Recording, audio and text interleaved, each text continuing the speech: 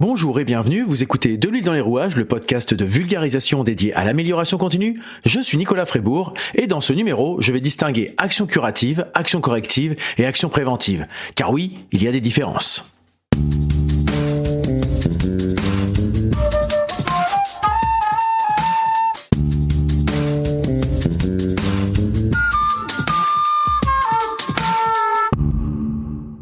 J'insiste souvent sur le fait que le sens des mots a une importance dans leur déclinaison en action.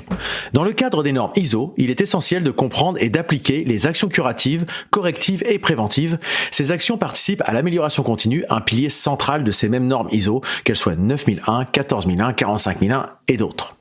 Et justement, beaucoup confondent ces trois types d'actions, ce qui peut conduire à une gestion inefficace des problèmes. Pour commencer, une action curative, c'est une intervention qui se fait après qu'un problème ou un incident soit déjà intervenu.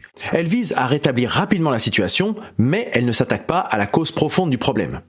Par exemple, si on prend un contexte concret en entreprise, imaginons qu'une machine de production tombe en panne, l'action curative sera qu'un technicien soit appelé en urgence pour réparer la machine. Le résultat attendu est de reprendre la production au plus vite, mais la limitation, c'est que cette action curative, si elle résout le problème dans l'immédiat, elle ne garantit pas que le problème ne se reproduira pas. Or, dans une approche ISO, une action curative est acceptable comme réponse immédiate, mais elle doit être suivie par une analyse pour envisager des actions correctives et ou préventives éventuelles. Et justement, une action corrective, c'est une action qui va au-delà de la simple correction immédiate et qui cherche à éliminer la cause racine du problème, surtout pour éviter qu'il ne se reproduise.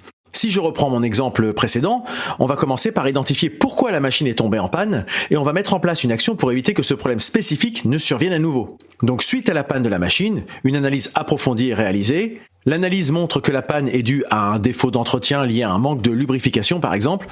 L'entreprise décide de mettre à jour ses procédures de maintenance pour y inclure un contrôle de lubrification hebdomadaire. C'est cette action qui est une action corrective. Et le résultat attendu est que en mettant en place cette action corrective, le risque que la même panne survienne à nouveau est réduit.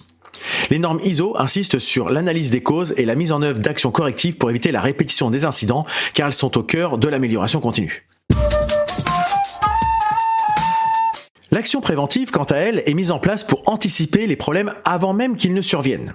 L'objectif est de réduire le risque qu'un problème survienne en identifiant les sources potentielles d'incidents et en agissant en amont.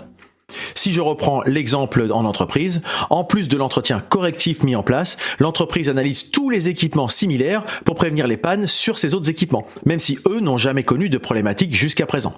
L'action préventive va donc être un plan de maintenance préventive qui est établi pour l'ensemble des machines avec des contrôles réguliers basés sur des données de performance historiques. Le résultat attendu est que la survenue des pannes est réduite sur l'ensemble des équipements. Pour résumer et avoir une vision d'ensemble, les actions curatives ne suffisent pas dans une démarche ISO. L'objectif est toujours de minimiser les risques et de viser l'amélioration continue par des actions correctives et préventives. Curatif, correctif et préventif sont ainsi trois niveaux de réponse qui, ensemble, permettent une gestion complète des risques. Et donc dans l'approche d'amélioration continue qu'on appelle aussi PDCA, je vous renvoie vers l'épisode de la roue de Deming et du PDCA. Donc dans le cycle PDCA, qui veut dire Plan, Do, Check, Act, c'est-à-dire planifier, réaliser, évaluer et agir en conséquence, dans ce cycle-là, chaque type d'action joue un rôle. Dans le do, on va avoir l'action corrective qui est souvent immédiate pour réagir au problème, pour agir sur un problème. L'action corrective, quant à elle, correspond à la phase check où on analyse la cause racine, puis la phase act où on met en place les changements, où on agit sur le fait d'empêcher la récurrence. L'action préventive, elle, est plutôt dans le plan, c'est-à-dire la planification et donc l'anticipation afin d'éviter les incidents.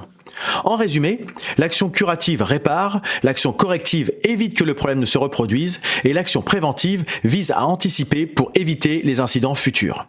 Voilà, j'espère que ça vous aidera à y voir plus clair sur les différences entre le curatif, le correctif et le préventif.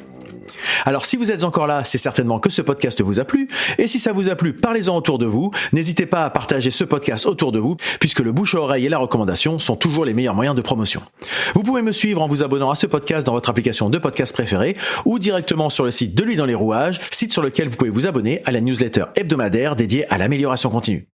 Vous pouvez suivre De l'huile dans les rouages sur les réseaux sociaux, Facebook, Twitter X, Instagram, LinkedIn. Et vous pouvez bien sûr me répondre ou me poser des questions, compléter mes propos, voire me contredire sur ces mêmes réseaux sociaux ou via le site deluiledanslesrouages.fr où vous trouverez un formulaire de contact.